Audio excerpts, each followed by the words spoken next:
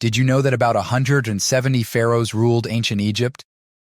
Of this, Egyptologists and historians believe that Narmer was the first pharaoh to ever rule Egypt, while Cleopatra VII was surely the last. But among all these pharaohs, one stands out. Who is he, and why is he considered the most famous pharaoh of all time? Hi, welcome to our channel. Today we'll be delving back into one of our favorite discussions on our channel, ancient Egypt.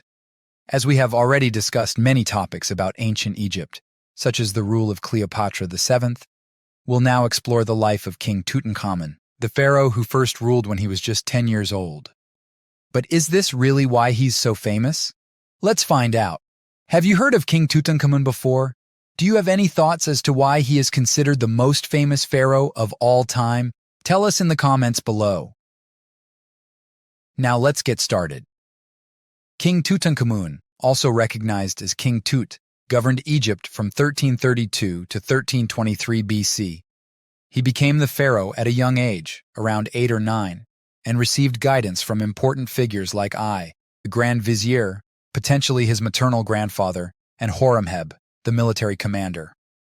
Although scholars and historians are not certain about King Tut's parentage, a single black fragment from Akhenaten's capital city, suggests he might be a king's son, similar to the princesses of Akhenaten. Following the death of Smenkhare, possibly recognized as the spouse of Queen Meritaten, the daughter of Akhenaten, the young Tutankhamun assumed the role of king and married Akhenaten's third daughter, Ankhesenpaten, later known as Ankhesenamun, likely the eldest surviving princess in the royal family.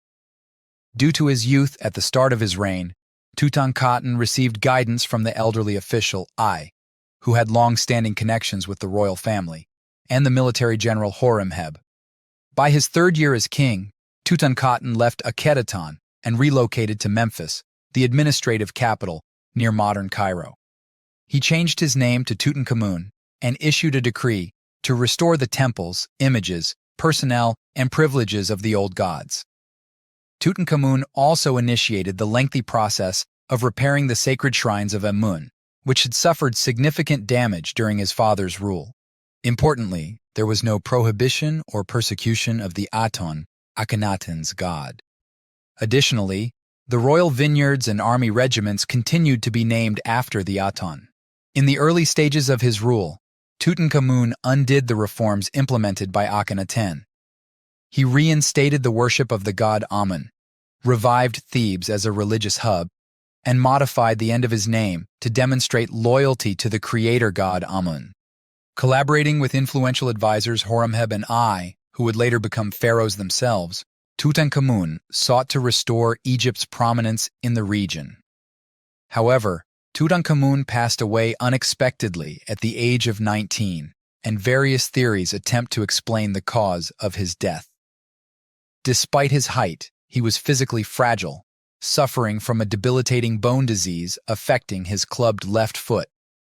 Notably, Tutankhamun is the sole pharaoh shown seated while participating in physical activities such as archery.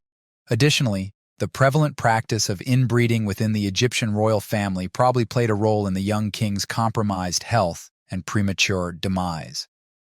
But what made King Tutankhamun famous was an incident that happened thousands of years later, in the year 1922, to be exact. On November 26, 1922, Howard Carter, a British archaeologist and Egyptologist, held a candle in one hand as he carefully made a small hole in the door of a tomb. As he peered through the opening, he saw, for the first time, the contents of Tutankhamun's tomb. This remarkable and iconic discovery captured global attention. The revelation of an undisturbed tomb belonging to Tutankhamun, the boy king of the 18th dynasty, was a truly awe-inspiring moment. Now you're probably wondering, how were they able to find the tomb? On November 4, 1922, an unexpected find occurred when a boy carrying water stumbled over a stone. Beneath it, a staircase was revealed, leading to a door adorned with seals and hieroglyphics. Recognizing the significance of this, Carter wisely ordered the staircase to be filled in to keep the potentially groundbreaking discovery concealed.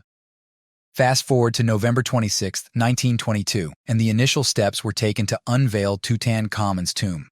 With great care and a chisel, Carter created a small hole in the top left corner of the doorway.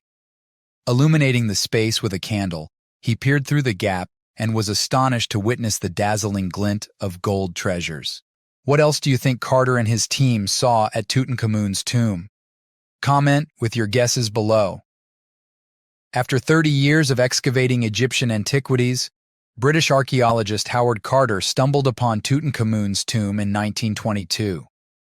At that point, the prevailing belief among archaeologists was that all the royal tombs in the Valley of the Kings, situated across the river from ancient Thebes, had already been explored. The discovery of this new tomb, unparalleled in its intact state, generated widespread excitement globally and sparked a worldwide fascination with the young pharaoh and the mighty civilization of ancient Egypt. It took Carter and his team a decade to meticulously document and clear out the contents of the tomb. So what did they learn at the king's tomb? Naturally, following his death, Tutankhamun underwent mummification in accordance with Egyptian religious customs, which dictated the preservation and provision of royal bodies for the afterlife. The embalmers extracted his organs, swathed him in resin-soaked bandages, adorned him with a 24-pound solid gold portrait mask over his head and shoulders, and placed him within a series of nested containers.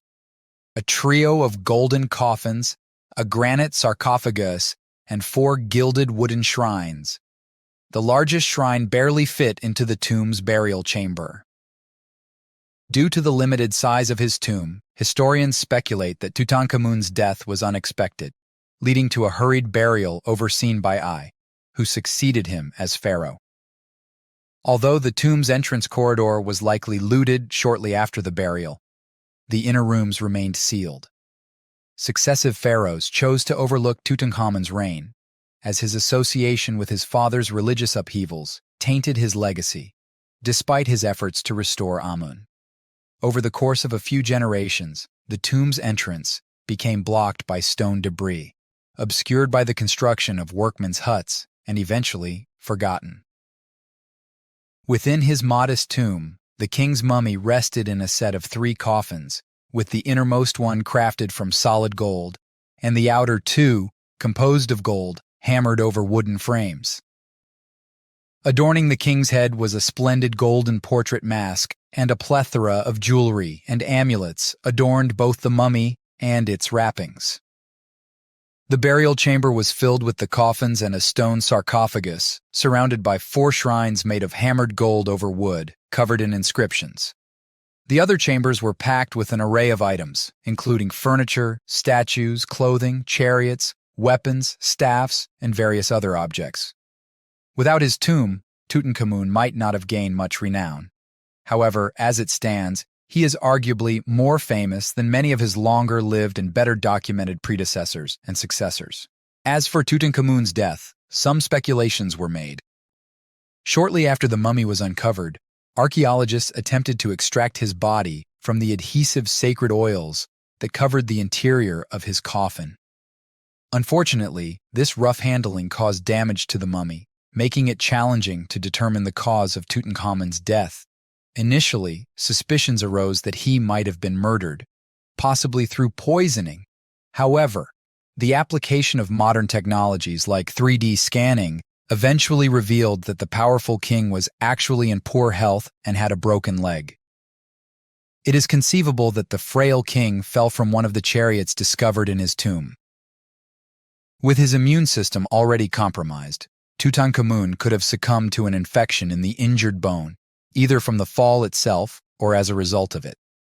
Also, historians speculated that Tutankhamun was assassinated due to a hole found in the back of his skull. However, recent examinations indicate that this hole was likely created during the mummification process. But in 2010, scientists discovered traces of malaria parasites in his mummified remains, suggesting that the combination of malaria and degenerative bone disease could have been the cause of his death. Moreover, DNA analysis revealed that Tutankhamun was the result of an incestuous union between his father and aunt. This is believed to be the root cause of various chronic health issues and deformities experienced by the young king. It suggested that he might have required a cane for speech, potentially had epilepsy, and exhibited features like a slightly cleft palate and a curved spine. Modern technology has provided answers to additional mysteries surrounding Tutankhamun. Speculation persisted for years that King Tut's tomb might conceal chambers containing the remains of Nefertiti, a renowned Egyptian queen and Akhenaten's wife. However, this conjecture was dispelled through radar testing that revealed no hidden chambers within King Tut's tomb. Despite its modest size, compared to many other burial tombs, King Tut's final resting place remained untouched for thousands of years. The discovery of nearly 5,000 artifacts and well-preserved mummies within the tomb has offered fresh insights into life in ancient Egypt and the rule of the young king. Presently, the most delicate artifacts, such as the burial mask, are no longer allowed to leave Egypt. Tutankhamun's mummy is exhibited within the tomb in the Valley of the Kings in the KV-62 chamber, where his stacked coffins have been substituted with a climate-controlled glass enclosure. While his golden mask is showcased at the Egyptian Museum in Cairo, the Tutankhamun collection is slated to relocate to the Grand Egyptian Museum, situated near the pyramids of Giza. What was the most fascinating thing you learned about King Tutankhamun in this video? Let us know in the comments below.